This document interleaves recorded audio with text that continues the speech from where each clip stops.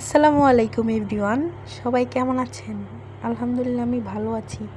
আজকে নিয়ে এসেছি দেশি মুরগি। আজকে দেশি মুরগির পাতলা ঝোল আর চিতই পিঠা বানাবো। চলেন দেখা যাক কিভাবে এটা রান্না করি। প্রথমে মুরগিটা কেটে ভালোভাবে ধুয়ে নিব। তারপর কড়াই গরম হলে তেল দিয়ে দিব।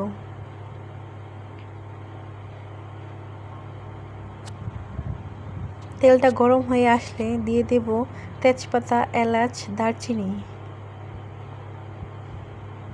তারপর দিয়ে দিব পেঁয়াজ কুচি। পেঁয়াজ কুচিটা ব্রাউন কালার হয়ে আসলে তারপর দিয়ে দিব পানি, যাতে পুড়ে না যায়।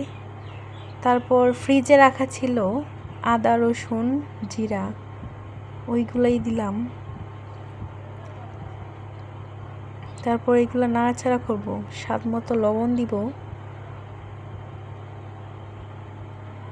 তারপর মরিচের গুঁড়া আপনার ইচ্ছা মতো, যে যেরকম ঝাল খায়। তারপর হলুদের গুঁড়া।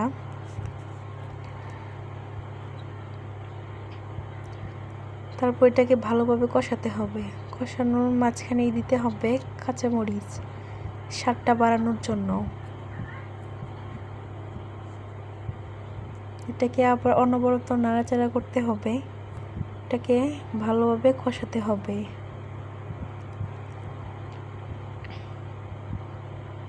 কষানোর পর্যায়ে যখন দেখবেন তেল ছেড়ে দিয়েছে, তখনই এটার মধ্যে মাংস দিয়ে দিতে হবে। যে ধুয়ে রাখা মাংস এখন দিয়ে দিব।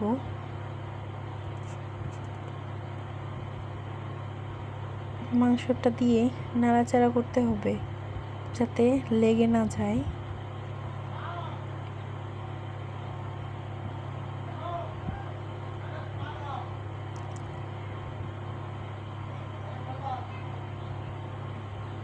খেয়াল রাখতে হবে চুলার আঁচটা এখন মিডিয়াম রাখতে হবে যাতে লেগে না যায়।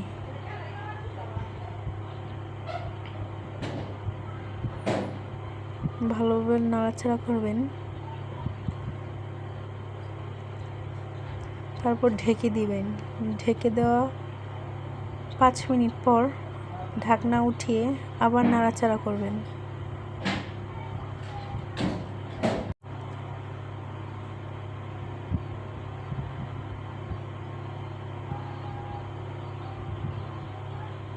ভালোভাবে নাড়াচাড়া করব। এটাকে এখন ভালোভাবে কষাবো।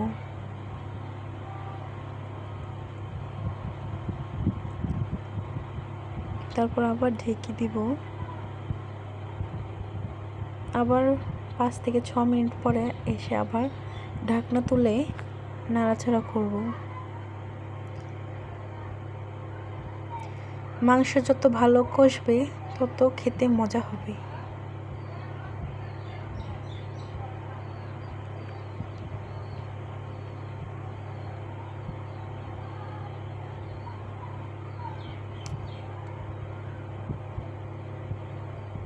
ভালোভাবে নাড়াচাড়া করতে হবে। নাড়াচাড়ার এক পর্যায়ে পরিমাণ মতো পানি দিতে হবে। আমি যতটুকু ঝোল রাখবো,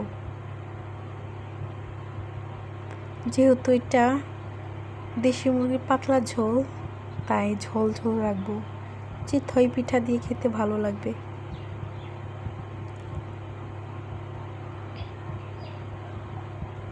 আমি যতটুকু পারি আমি আপনাদের সাথে শেয়ার করি।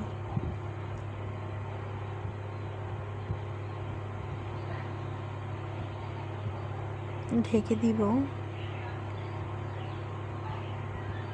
ঢাকনা তুলে আবার নাড়াচাড়া করব।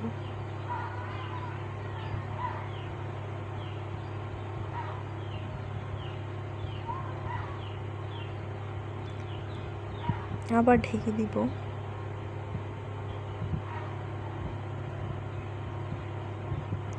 আবার নাড়াচাড়া করব। এখন চিতই পিঠার গোলা রেডি হচ্ছে। ভিডিও করতে ভুলে গেছিলাম। লবণ আর হালকা কুসুম গরম পানি দিয়ে এটাকে গোলাচ্ছিলাম। অল্প অল্প পানি দিয়ে এটাকে গোলাতে হবে। একেবারে পানি দেওয়া যাবে না, একটু একটু পানি দিবেন আর একটু একটু মথবেন, তাতে গোলাটা ভালো হবে।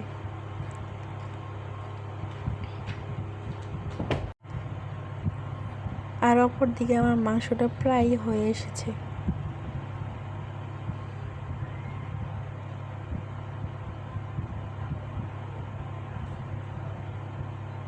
আমার গোলাটাও রেডি।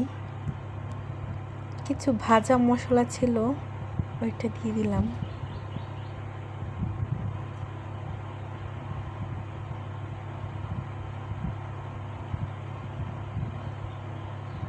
আশা করি এইভাবে রান্না করলে আপনাদেরও ভালো লাগবে। দেশি মুরগির পাতলা ঝোল। এখন পিঠা বানানোর পালা।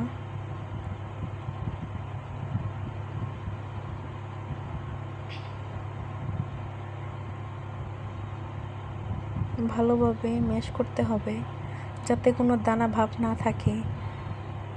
এই খোলাটার মধ্যে হালকা তেল ব্রাশ করতে হবে যাতে নিচে লেগে না যায়।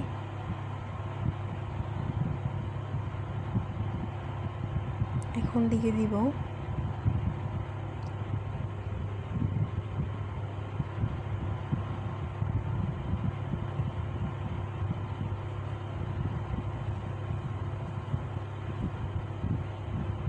এখন এটা হতে থাক, তারপর ঢেকে দিলাম। তারপর এইগুলাটাকে আবার নাড়াচাড়া করতে হবে যাতে ভারী না হয়, যাতে এটা মিডিয়াম থাকে।